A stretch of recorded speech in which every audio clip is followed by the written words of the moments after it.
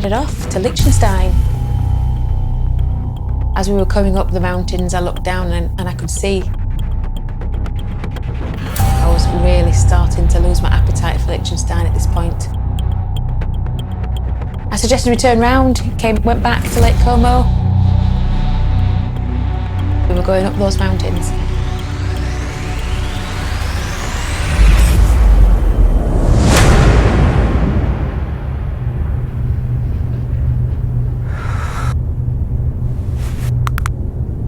It was really sunny. It was a really nice morning. We headed off to Liechtenstein, somewhere we'd never been. Really excited to visit. The weather was sunny. It was a really dry day. We only had 2 outfits, of course, but I had on jeans and a t-shirt. I took my jumper off for the first time that we'd been on our trip. It was warm. The coat was off. I don't know a great deal about Liechtenstein. I don't know anybody that's been. I've never been, but what I do know is that only 2,200 people visit every year, so we wanted to be one of those people. The journey was really easy at first. Flat roads, we could see the mountains up ahead, didn't think much of it. There was snow on the mountains, again, didn't think much of it. We did notice a sign at the bottom of the hill saying you needed snow tyres. We kept going, off we went.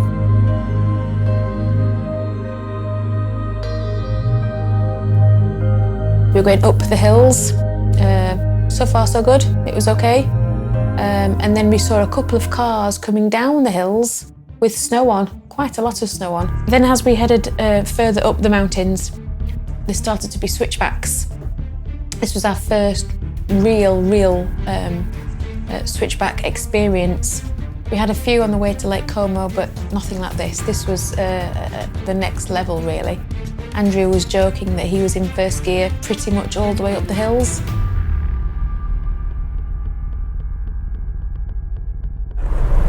Update from the bridge, it's just started to snow. As we were getting higher and higher, it was getting steeper and steeper. So, update. Update from the bridge. It stopped snowing now, and we're all good. There is snow on the side. It's 2 degrees. Can you see the switchbacks there, look? Oh yeah. So get back to me in about 5 minutes. Hang on. It's time that our little tale of misadventure got a little context. It seems that St. Christopher of Atlantis and his 3 travel companions have just turned onto the notorious Julia Pass. The Julia Pass is a mountain pass located in the Swiss Alps, has an altitude of 2,284 metres. The history of the Julia Pass dates back to Roman times, when it was used as a trade route between Italy and Switzerland. Due to the high altitude and steep terrain, the Julia Pass can be subject to heavy snowfall and strong winds, creating hazardous driving conditions. The high elevation and cold temperatures can increase the risk of altitude sickness and hypothermia. We're all right though. This is great. You could just fall off the end there, there's nothing there to stop you. Well, we can always be optimistic about what we're doing. Look at the big icicles. I'm not sure if we go past the Matterhorn. I don't know if you know, but there's a very rare animal that lives up the Matterhorn called matter babies. What's a matter, babies? I don't know, sweetheart. What's the matter with you?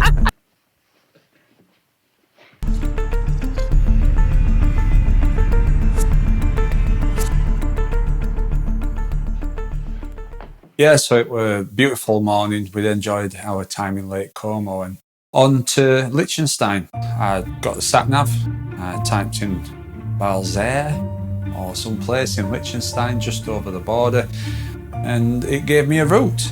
So as we're driving along, I could see that the landscape was changing a little bit. What are you doing, Claire? A cup of tea. I'm just... Oh.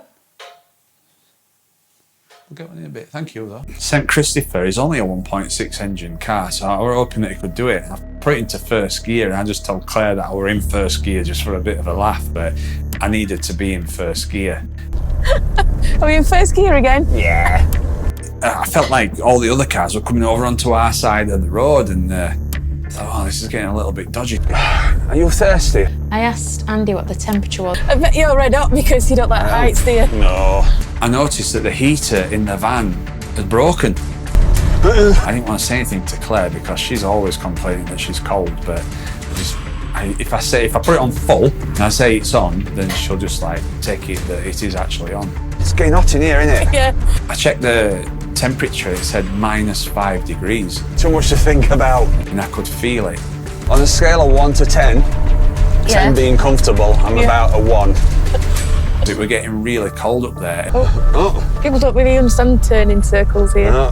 But they've got winter tyres on, we haven't. Then we drove into a really big, dense bank of cloud. It was snowing, it was clouds, it was very foggy. Visibility was down to pretty much nothing. So it started to slip round all of these corners. Round the corner, I could feel the wheels just slipping ever so slightly.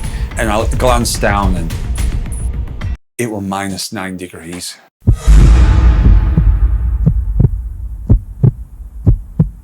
I was really starting to lose my appetite for Liechtenstein at this point. It just got so bad. I suggested we turn round, went back to Lake Como. There's no point, we were absolutely surrounded by a blizzard. Things got so bad, so cold, so slippy, snowy, we decided, or we talked about possibly camping up in the mountains. I'm going to be honest, I weren't feeling good about this. I didn't think that we'd ever see Liechtenstein. We'd got no diesel for the heater, so that wasn't really an option. That wasn't a warm option, so we had to keep going. We had to keep going. We were absolutely surrounded by a blizzard in -15 by this point. It was so cold. I thought about calling my family and friends. We're slipping, it's snowing, it's -15, and these cars are coming in the opposite direction with snow tyres. I wanted to call them, but I had no signal, so I couldn't. I'm supposed to have 5G, but I would have taken 1G at that point. Claire asked me, she said, "You put the winter tyres on, didn't you?" I went, "Yeah, of course I put winter tyres on." I didn't. I'm not buying winter tyres. Why am I going to buy winter tyres? I don't need winter tyres. When I was just thinking this was going to be the last journey we'd ever make, it all cleared. Yeah! It just cleared just like that. We made it.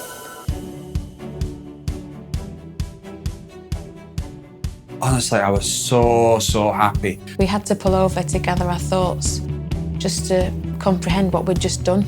And then a man came up to us in full winter outfit. He'd got hat, gloves, scarf, jumpers, could just see his eyes. And he said to us, "Have you just come over that road?" And he said, "Yeah, the most dangerous road in Europe." Can you stop listening?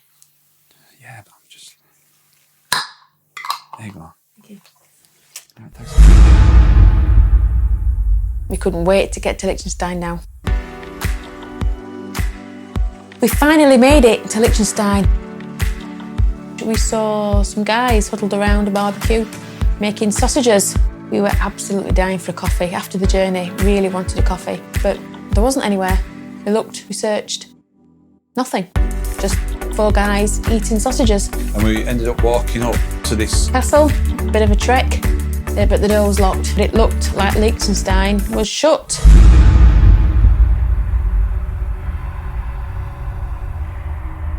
Who shuts a country on a Monday? So I'd got my signal back now, which was great. So I Googled Liechtenstein opening hours, but there was no information. I didn't understand it. If I want to go for brunch with my friends, I can Google it and it tells me the opening times. If they can do it for brunch, why can't they do it for Liechtenstein? totally shut. And I said, "Isn't there a number you can ring?" And she said, "No, there's no number." There was no number.